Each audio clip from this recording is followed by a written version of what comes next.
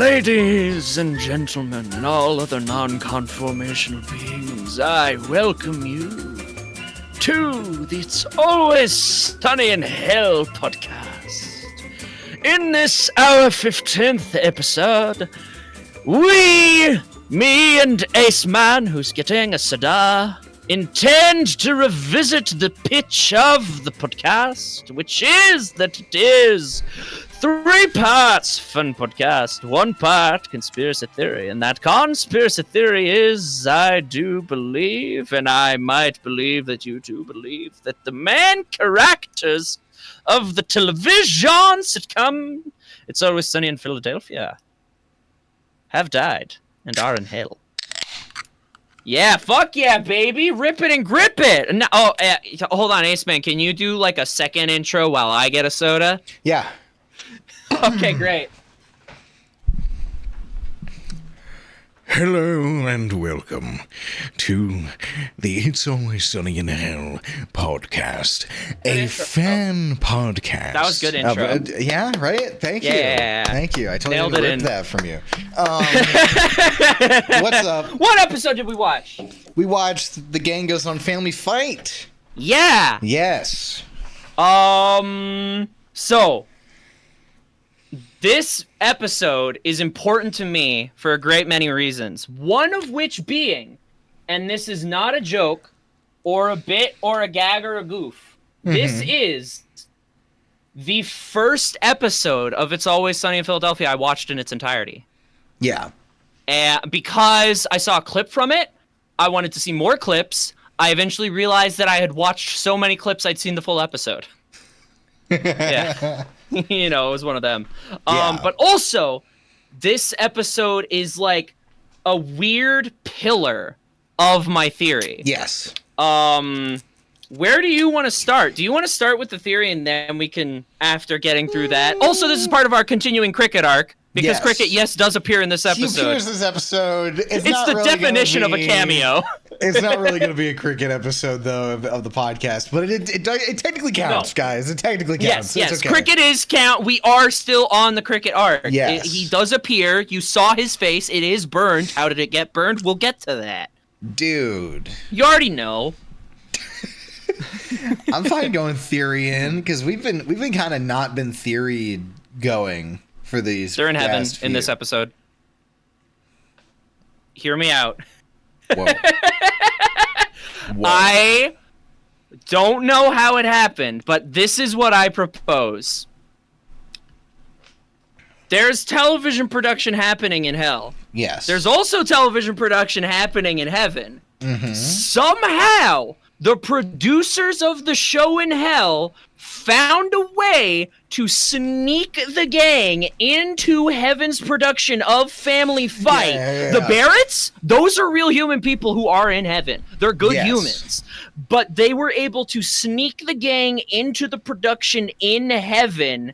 And for this whole episode, they're in heaven. And,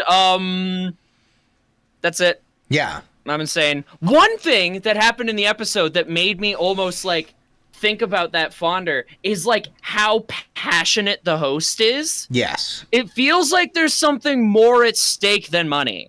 Yeah. You know what I mean? Because if he were a real host, he would be like, oh, this is great TV. These people are fucking insane. But he like needs the Barretts to win. Why? Yeah. Okay. That also raises a question of the TV in the bar. They watched the ending of the episode in the bar.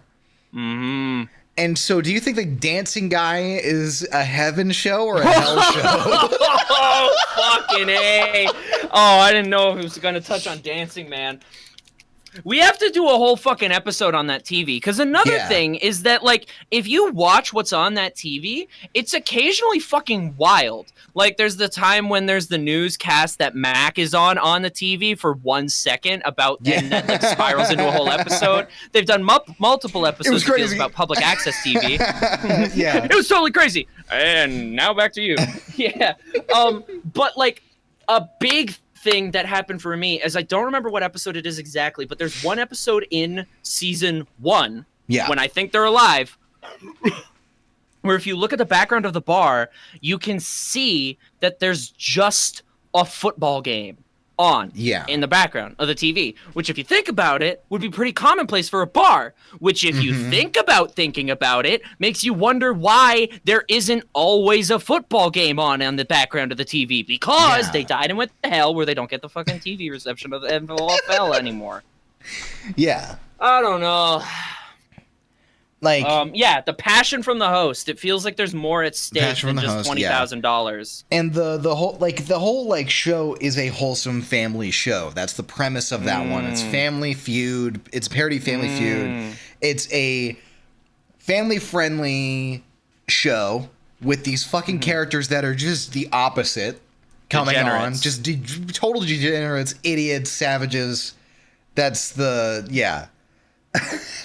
So it makes sense. I understand, and I agree with your theory, and I adopt it as my own, as mine now. Yay. No, I'm not gonna steal it from you, but huh? I do like it, but I want to think about that darn TV, man. Okay. How did they get the broadcast? Now. Maybe it's not how they get the broadcast. That's not a question of mine, because it makes sense. If you think it's a TV show in hell, they would obviously get the broadcast from it's like the in-universe shows, right? Or maybe the shows that they think are in their universe are from heaven or other shows in hell that are just wacky and funny, like the public access stuff or whatever, right? Like that makes sense, right? I liked the football game thing that you said. That's awesome, and it helps the case that it's just like it just gets weird and wacky, and not just weird and wacky for being funny, like how a normal show would in real life, right? There's also the crazy fucking coincidence of the fact that they introduce the mall multiple times in season 1, and then fucking don't go back to it until Christmas. Yeah. Which is an episode where I think they're alive, and we'll get to that in I don't know, how far is December. How many episodes do we have till then? Like what? 1,280,000. No, if we're doing one a week, how many weeks? I don't want to do math right now. I don't want to stall the episode. Promised me we wouldn't bring math into the Sunpod. It was in the contract. You pointed something out that I love this episode. I've never noticed this. Do we have anything else? But speaking of contracts, we've said something fucking batshit insane, which fulfills the term of the contract. That is one part conspiracy theory. I think that Family Fight is a heaven production that they were fucking smuggled into somehow. But one more thing on the theory end. One more thing on the theory end that I made it is, and it actually also relates to cricket.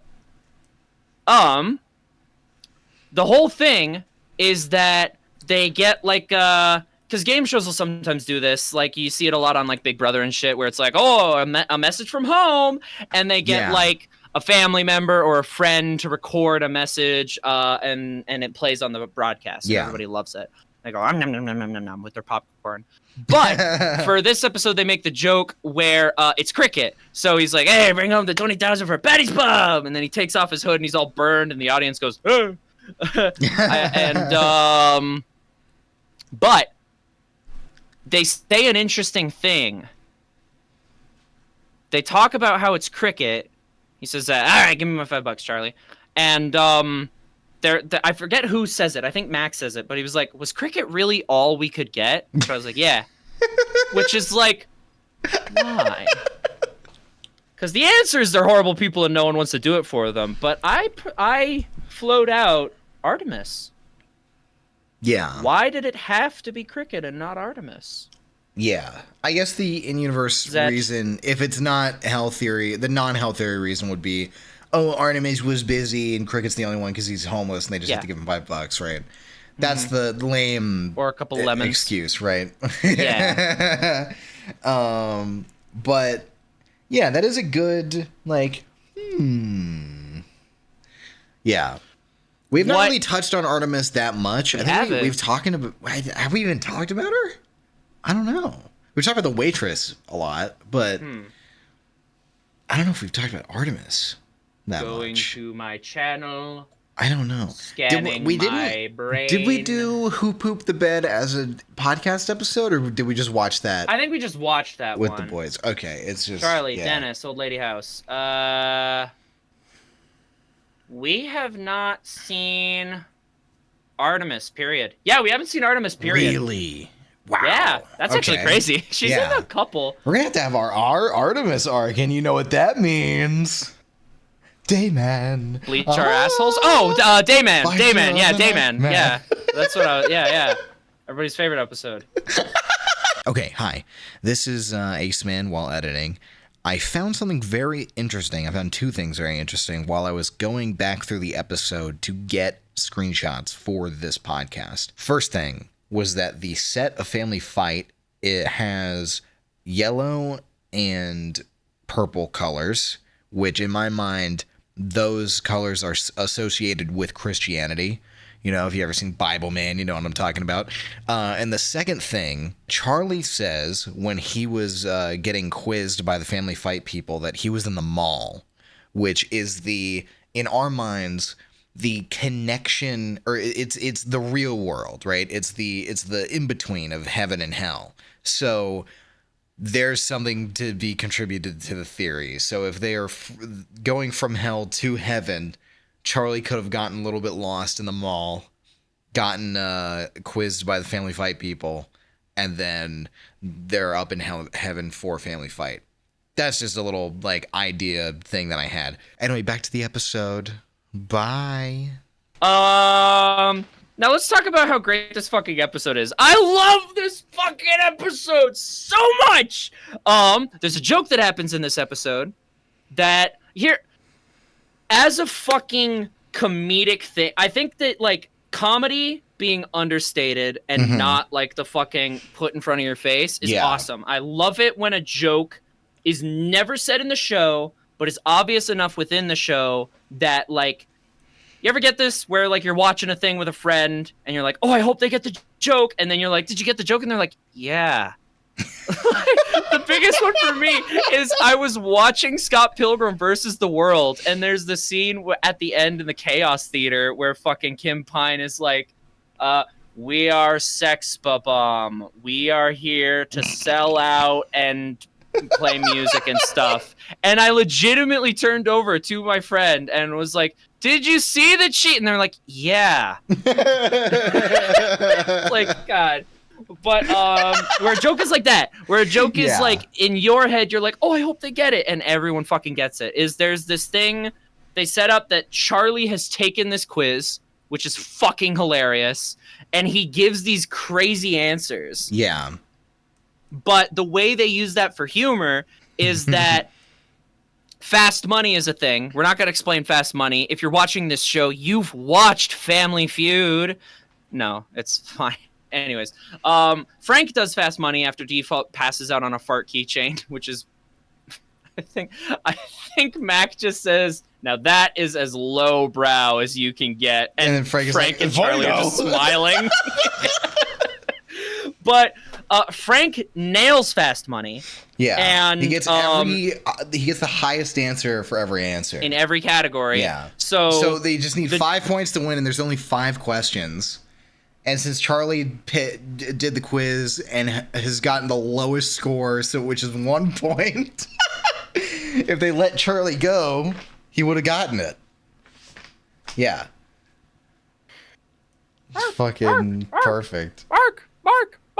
Anyways, yeah, I really love that fucking joke, and because that's so funny. Because he's in the green room and he's like, I should do fast money, right? And Dennis is like, no, you'll get the lowest answer in every category. You'll lose. And then Dennis gets the fucking buzzer in his brain, which is this episode is really, really special for me. This was the first time I ever referenced this show on stage, and actually it got a laugh, but also got someone came to the show, came after and was like, hey, I like that reference. I forget the context for the what I was doing. I think it was an improv game called The Dating Game, where your whole thing is that you're playing a character. I forget what my character was, but the whole thing was I ended the scene by curling up in a ball on the floor and going, no, this doesn't represent me. This doesn't represent me at all. This isn't me. This doesn't represent me. And it got a laugh from everybody. And then, and this is fucking crazy, you know who fucking came to pat me on the back and be like, hey, nice reference? Sebastian! Yeah! No, I wish it was Glenn Howerton. No, it was Sebastian! Old fucking Tilted Joystick boy. Beat me in Mario Party 8. Old Tilted Joystick man. No one watching this probably knows who that is. Unless it's Sebastian watching. Hi. Shekels. Hi. But yeah, he came. He after the performance, he was just like, hey, by the way, I like your reference. And I was like, thanks, Sebastian. By the way, your voice is fucking awesome. Oh, thanks. What a bunch of fucking babies, am I right? Okay. Let's see. Cricket. But I brought up Charlie because me and you played a game. Yes, I wanted to bring this up at the beginning to like bait the audience into watching for longer, but you're 13 minutes in. You need some keys jangled in front of your face. I proposed a game. In Fast Money, we don't hear Charlie's answers. So what if me and you try to guess what Charlie's answers would be? So we wrote them down before we started recording. Yes. And we'll come back to those later. What's a favorite line delivery for you? I really like when Michael Key is like, God damn it! Slams the desk of the Barrett family. He's so fed up with them already. Like, because it just got back from a time jump, right? So like it cut from a thing, and then there's like an off-screen time jump, and they're near the end of the final round of the game, and he's like, God damn it! And then the gang gets the question right. Mm-hmm. They get the steal. And then he's like, well, they won, guys. The Reynolds family wins the game. They win the game. I sure hope I don't have to be a co-star to one of these goons in an Illumination animated movie. By the way, Keegan-Michael Key is Toad. He's Toad, guys. From the movie Toad. But that's one of my favorite line deliveries. God damn. One of my favorite moments, because it's a rarity. You don't always get Dennis being at the bottom of the totem pole. Oh yeah. So the scene where they're discussing like who should answer, it's the a bride. A bride could be a good answer. And he's grilling Charlie, and Charlie just responds by going and then it ends with the entirety of the gang just God damn it! You don't always get Dennis at the bottom of the totem pole. But this episode very much is that. This seems like a Megan episode. Did she write this one? Or is this written by the boys? I feel like this is like, I don't know. This has Megan Gans energy to me. I don't know if it was. I don't know who wrote the episode. It might have been the three boys. I don't know. Mm-hmm. Can you vamp? I'm Googling. Vamp. Vamp is short for vampire. Vampires are the... It was written by the boys! Written by the boys. According to IMDb. Okay. And also, I think I remember seeing that at the beginning of the episode, so I think it was written by the boys. Yeah. But anyway, Vamp is short for vampire, which is the central... which is what the central characters are in What We Do in the Shadows. What We Do in the Shadows is a sitcom. Sitcoms are situational comedies, usually television shows. Television is short for television... Sorry, Glenn Howerton's IMDb profile picture is great. Ooh, yeah, put that up on screen. He looks good. Yeah. It's black and white. Also, Danny's is nice. Just a good smile. I forget where it happens, but there's a couple good Danny's. There's a couple... You get, like, the... of Danny in this episode, because like right at the beginning there's this, it's such an understated gag at the beginning, but I want to bring attention to it, of the Barrett family entering the green room and the entirety of the gang mad dogging the shit out of them because Danny is straight up staring into hell in that shot. And it's so funny because like obviously the truth is that they're fucking here to comp. They're here to win. They're here to fight. But the implication is that they are so racist. Yeah. Like, that they just see people of color enter the room and get mad. Like, that is so fucked up. Okay, it's like even a racist human being would be like put on airs, but the implication is that they are so racist that they don't even want to acknowledge these people exist. It's so fucked up. Oh my god. Frank's shirt is stained. You pointed that out. That's funny. That's a funny thing. Mm-hmm. One thing. Okay, this is not even pertaining to the episode. This is pertaining to the entirety of the series. Whoa. Which is just, I really like Max M eyebrows. Like whenever he goes like, and then like his eyebrows turn into an M. Have you not noticed that? How did you do that? What? Have you been look maxing? How the fuck did you do that with your eyebrows? I like how you sat up on your chair with your legs as a defense mechanism. Like you're like, I've never seen you do. I don't even know if I could do that. I don't have that enough. Oh, what the shit! Don't worry about it. It's fine. Okay. Yeah. But I really like you his. Feel free to just like jump scare me during the next recording.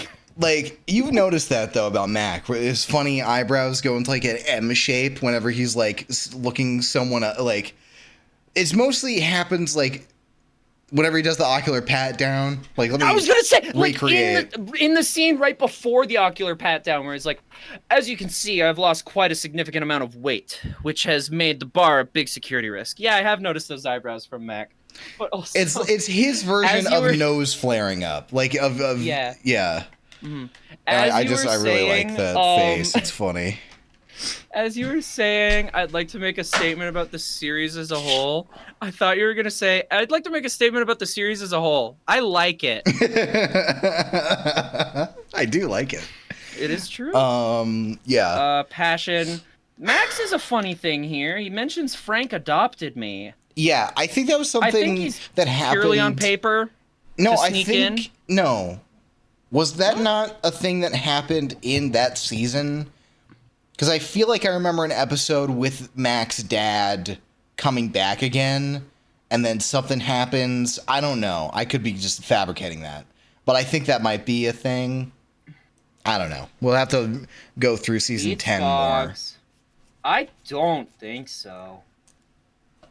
Misses the boat. Oh, Max kills his dad is in that one, but I don't remember that as a plot. That Frank adopts him. Okay, we're back. All right. Yeah. Okay. Do you want to do on the line? When do you want to do the thing? Fast money. Yeah, the fast money. Let's do it right now. This is not true fast money because we're not. You know, we had to think in the mind of Charlie Kelly for this. Exactly. But another thing is I think it would be fucking amazing if either of us have the same answer for one. I think that would be so cool. Yeah, okay. Okay, and we've got this written down. Yes. So the first one was name something. Oh, yeah, I don't, because Are we going to say these at the same time? Or am I going to say something and then you say something, or vice versa? I'll read what the prompt is. And then I think if we answer at the same time, because here's the thing, if we do sync up, either it'll be, we say it at the same time and it's great, or one of us says it and the other one reacts big to it and it's great. So I feel like we can't lose. Okay. Unlike Dennis Reynolds, am I right? Yeah, fast money. We have 5 questions. We wrote down Charlie's answers. We tried to predict what Charlie's answer would have been in the survey questions. Because we don't see it in the episode, but we know he took the survey because he thought it was a government thing. Yeah. Which is just adorable.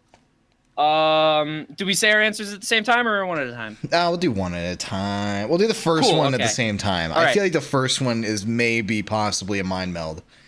We'll see. All right, we'll say this first one at the same time. So the prompt was, name something you thought existed as a child. On 1. On 1? So well, not on one because you say one, but after one. Yeah. So we're not saying 0. 3, 2, 1, and then answer. Yes. Okay. Yeah. 3, 2, 1. Nightcrawlers. Spider-Man. Damn it. Oh! Nightcrawlers is good. Nightcrawlers makes a lot of sense. Yeah, that's a good one. See, because that was another thing. Was that like my initial answer was going to be leprechauns, and then I was like, but he still thinks those exist. Yeah. So I said Spider-Man. I was really racking my brain for that one. We were on it. We were on it for a couple seconds. So the next one, I'll read my answer first. Or no, I want you to read your answer because mine is bad. Something you might find in a bathtub. Ghouls. Oh, ghouls is also good. You want to know mine? Yeah. Secrets. That is very Charlie Kelly. Secrets is so good. I don't know even where that thought came from. I just imagine, because I was going to write treasure. Yeah, right? Because I just imagine like a young Charlie like pulling the curtain of a shower curtain aside and being like... Okay, this next one is going to have me justify it a little bit, I think. So you go first. I go first? Yes. Prompt was... something you might add sugar to. Sugar. Okay, very similar train of thought. I said salt. Oh, that's so good. And I a little bit of salt and sugar. Well, that and also just like if the salt thing is low, I feel like Charlie would just be like, "Oh, I'll put this in there." That makes sense. Like when your fucking shampoo is running out and you add water to it. Yeah. All right. This one we should say at the same time. Okay. I think. I don't know if... All right, so the next one. Yeah. The next one was something you associate with Charlie Chaplin. Mm-hmm. 3, 2, 1. World War II. Nazis!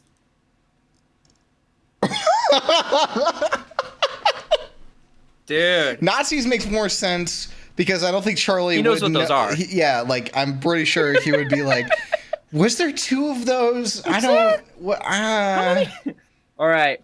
Yeah. Now here's the thing. For this last one, the prompt is, name a foreign country that's films are popular in America. Mm-hmm. I don't know what your answer is. I got this one right.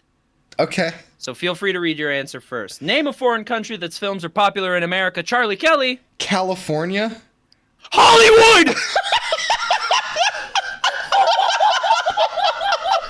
Dude, that counts! That counts! Yeah, baby! That counts! Yeah! Fuck yeah! I should have gotten more specific because he would think that Hollywood is a place. Is a country? Yeah. He's only ever heard of it? Yeah. That counts. I don't care. I don't even care who the fuck you are, how long you've been watching. That counts. Yes, dude. Oh my gosh. I'm pretty... Yeah, I think we got it. We're good. I think that's... Yeah. What would your answers would have been to the thing, do you think? Me personally? No, I'm asking the audience. Oh. I'm asking the people that are watching this potentially. Yeah. Or maybe we should give them... Maybe we should do our own survey. Ooh. And answer our... Yeah. Ask our own question and get answers for it in the comments. And there's going to be a pinned comment below if Jacob remembers, with questions. And then, like, on the next episode, we'll say what our questions are. Or what our answers and would you be. reply to the questions in the pinned comment. Yes. I understand. If anyone even comments, yeah. I'm holding out hope for bisexual Dennis Reynolds on that one. Hopefully. Here we go. And it could be like what you would answer, or like you could preface it with, I think that Jacob would answer this, or that Aceman would answer this, or I think Charlie would answer this. Just, yeah. True. Just anything that you think would be fun to answer with. Yeah. Yeah. Okay. Family Fight. An episode of Always Sunny in Philadelphia that aired in the 8th slot of the 10th season. Yes. I'm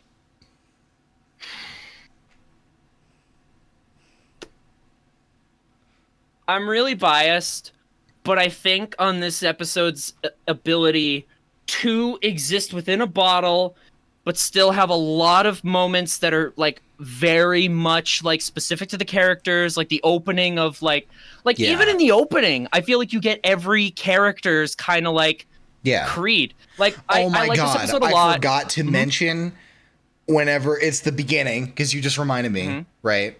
They go to in the cold open. In the cold open, I believe. Yeah. It's like fucking whenever they get into the green room, right? Yes. Charlie instantly goes to the food, like instantly, and then it eventually pans over to him, and then he's like, "Wait, what is this, Dennis? What is this white substance? Enticing bowl of white? Enticing bowl of white." And then Dennis is like, "That's cottage cheese." What? And then Charlie's like, "Cottage cheese? What is it? Made by cottage? Who's cottage? I don't. I don't." Like, I'm a cheese guy. I'm not a cottage guy. I'm not a cottage guy. Like, I'm not a cottage guy. See that moment just feels so Charlie Kelly, but you also have Frank being like, I'm gonna make big political statements. Steve being like, I'm gonna be like sassy, and Max stealing an ashtray and then going, yeah. Like I feel like this episode's ability. Oh, and Dennis to, like, frantically putting on more makeup for the shoot, and then being like, "Guys, we gotta get this right." It simultaneously exists within a bottle and also works within the show. Yeah, and is fun for me to think about. I don't know if I've given an episode a 10 before, but this episode is maybe it's 10. Definitely a fucking 10. I think we've given our favorite episodes of all time. Oh, I did fucking Old Lady House and Gang 10's Bar. I'm pretty sure I gave Gang 10's Bar a 10. Yeah. Great. Well, sorry for this one not being really a cricket one, but you know. He was there. We mentioned him. He's present. What do you want? It's a little bit of a fun time. Watch Mythic Quest if you want more David Hornsby. His name's David. You can have a laugh at that. Oh, and then you get Danny Pudi. Oh my god. For free. For free. Except for Apple TV Plus, which is not free. And if you also like Danny Pudi and have Disney Plus, you can watch the, in my opinion, criminally overlooked movie Flora and Ulysses. I thought you were going to say DuckTales. Also criminally overlooked, and Danny Pudi is there, and Ben Schwartz for free, and David Tennant, but they have to pay for him. But...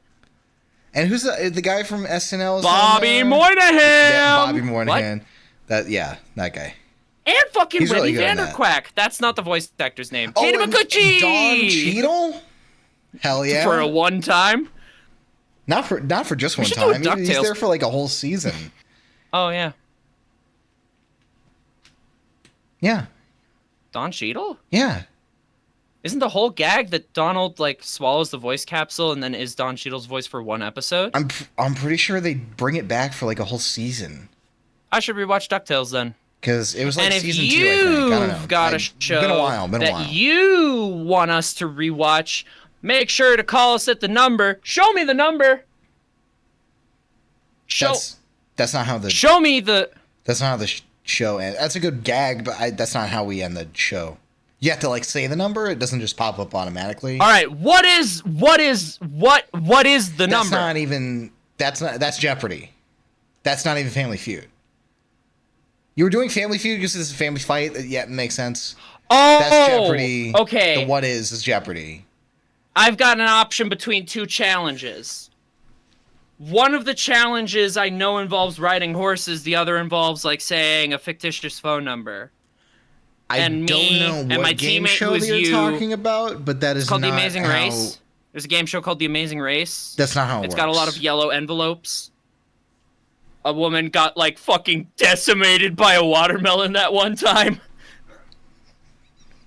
What other game shows are there? Eliminate Aaron Hansen in episode 4? Or 3? Or 6? There's That's that one game show on Netflix where the contestants had to. There was a big child that said red light, green light, I think, and then there was a bunch of other little mini games, and they kind of mysteriously disappeared. I don't know what happened to them. Show me a metaphor for capitalism.